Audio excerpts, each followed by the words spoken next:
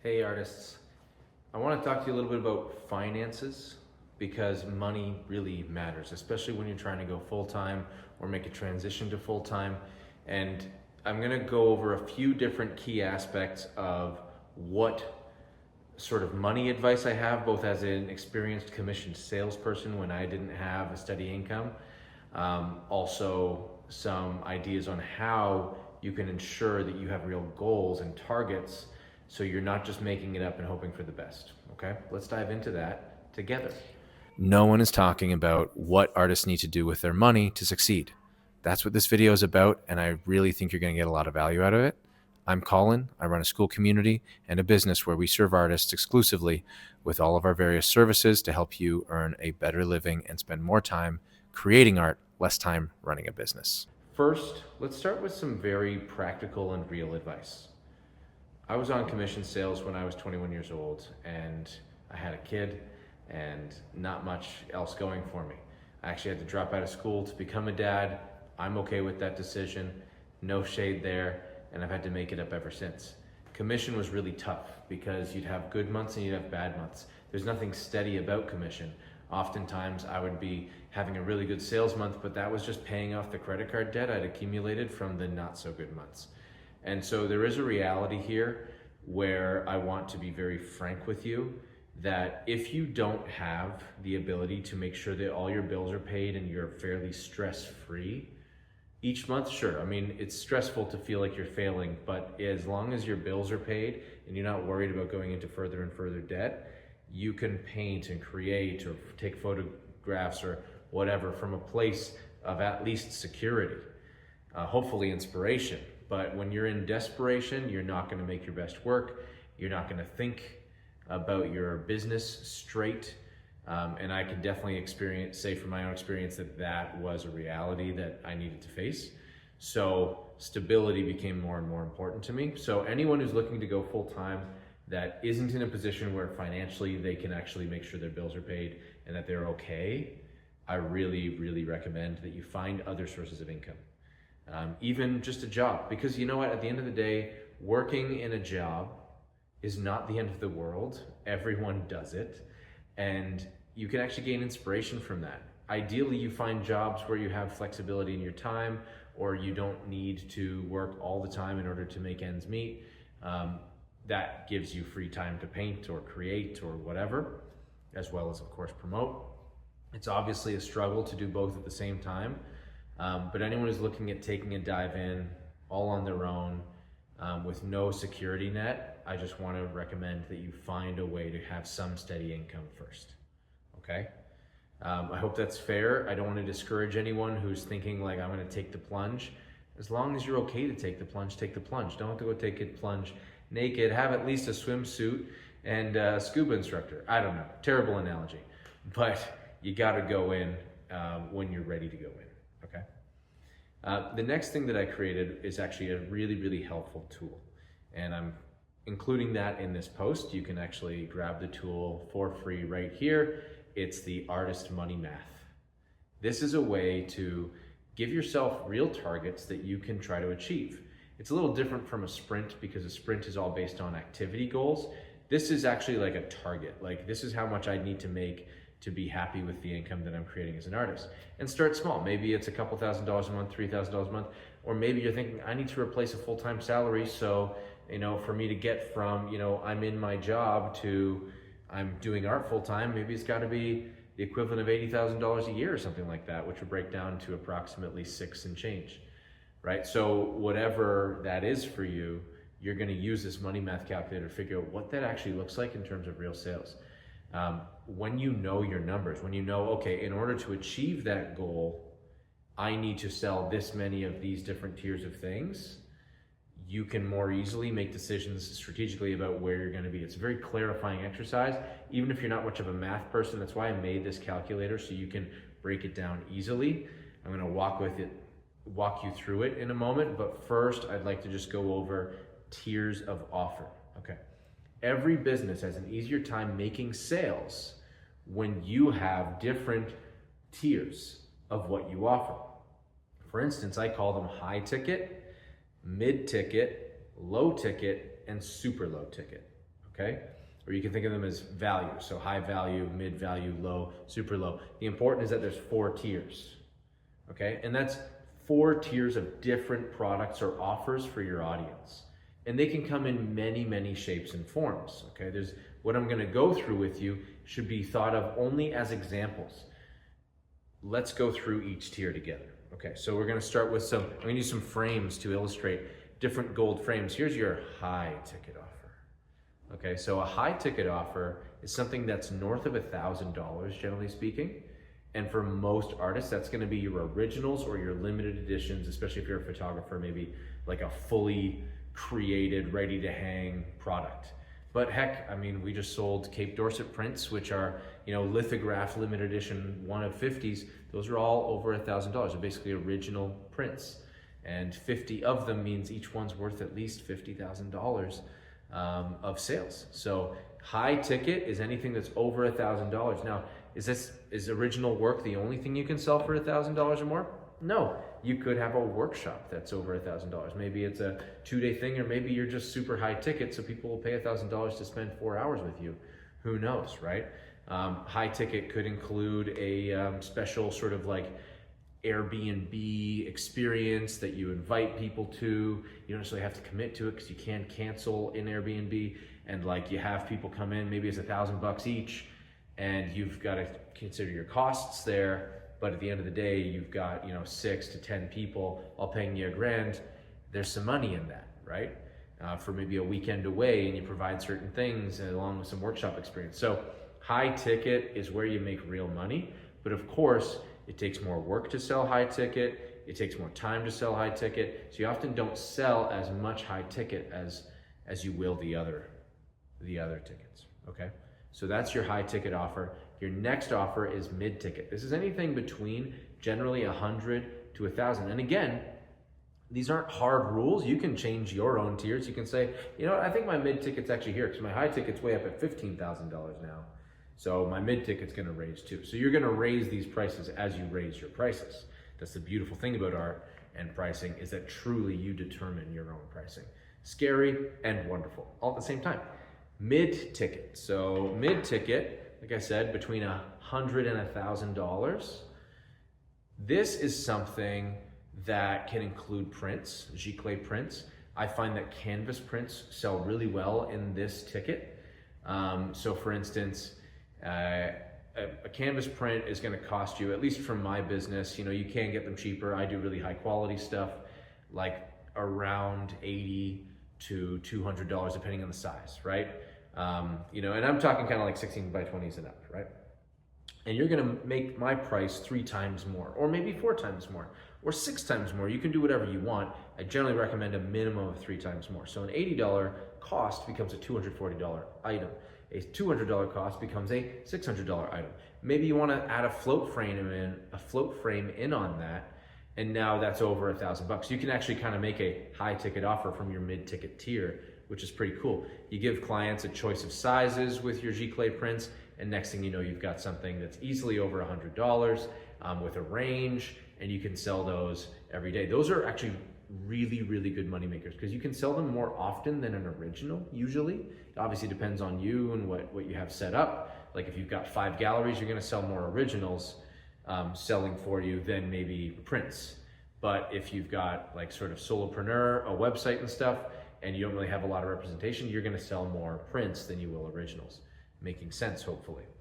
So the mid-ticket tier is a really, really important one, and too often I find artists are skipping it. They're going straight down from high ticket, here's my originals, and oh, here's my art cards. They're all below $25, right? Those are the super low.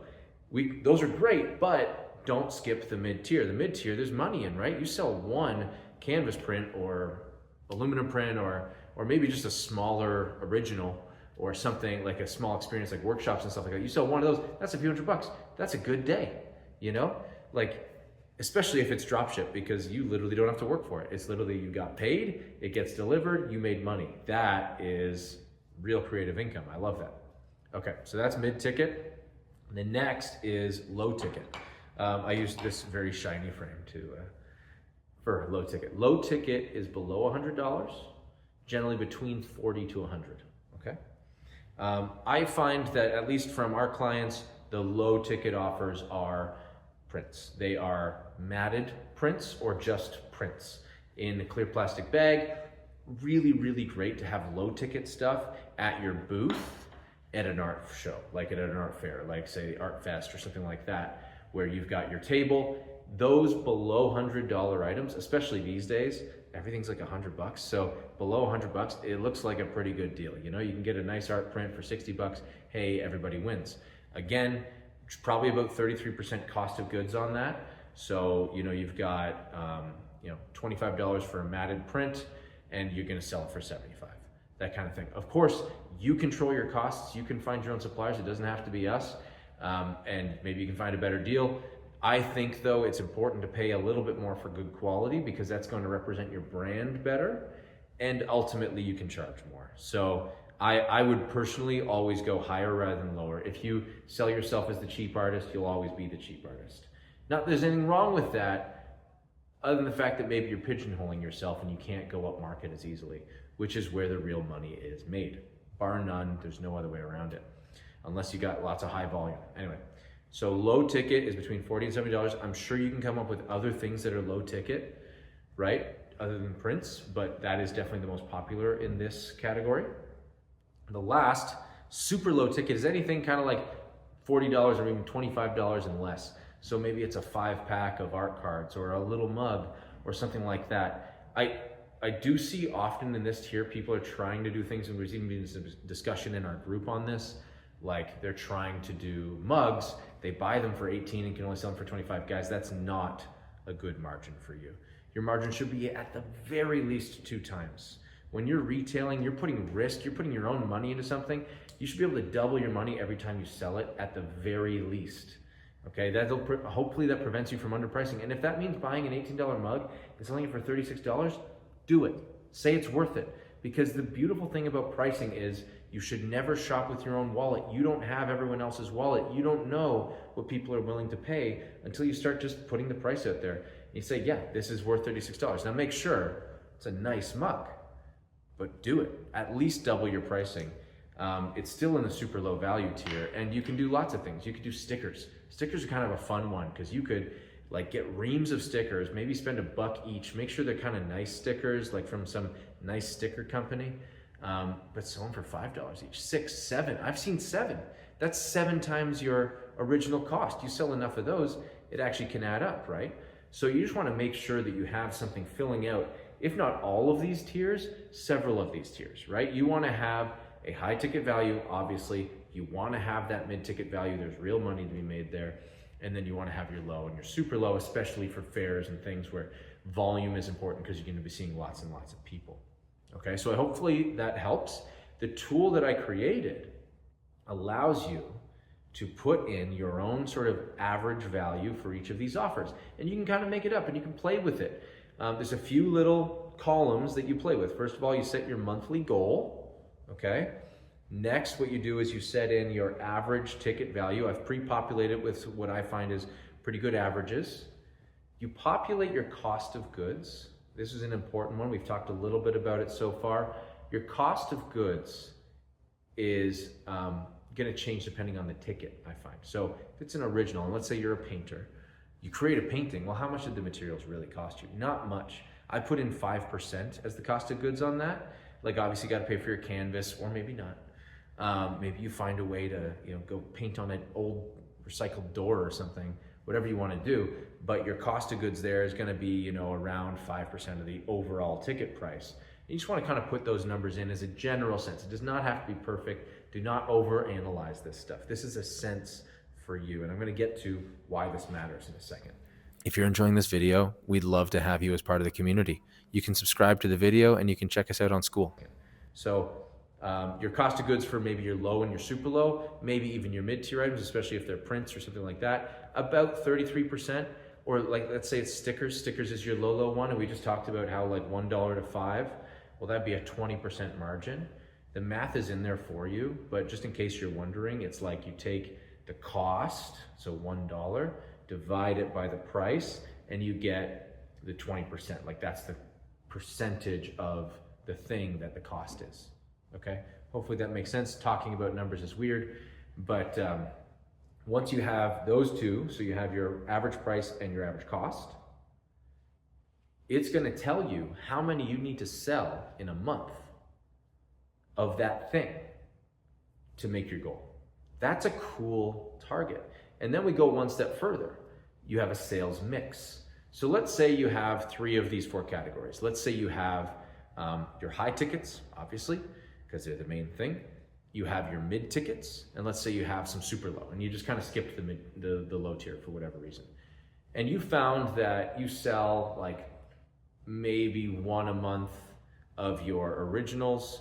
You've got maybe 10 sales of your mid, and you got like 50 sales of your super low, something like that, right? You would divide those out and just kind of decide, okay, so about 5% of my actual sales is coming from my originals. Okay, about, I'm gonna say 30% is coming from my mid ticket, and then 55% or 65%, the remainder is coming from my super low value. Okay, you can just kind of play with that a little bit. What that's gonna do is gonna give you the mix of what you need to sell in a month. So, 1 original, 10 and 50, or whatever. You can kind of play with it. You can play with those numbers a little bit, just to get a sense. And what that does is it helps you prioritize where you need to spend your time and where you need to show up. So if you find that you are kind of that average mix where it's like a little bit of originals, more on the mid and more on the super lows, then you might go like, okay, well, what am I gonna do with my website to promote more of these mid and super low value offers? I want to make sure that that's showing. Or what am I going to do at an art fair to make sure that I have lots of that, so and it's well promoted and it's shown well. What other things can I put in there, right? Everyone's going to be a little bit different in these various tiers and what they sell, what they're offering, all that.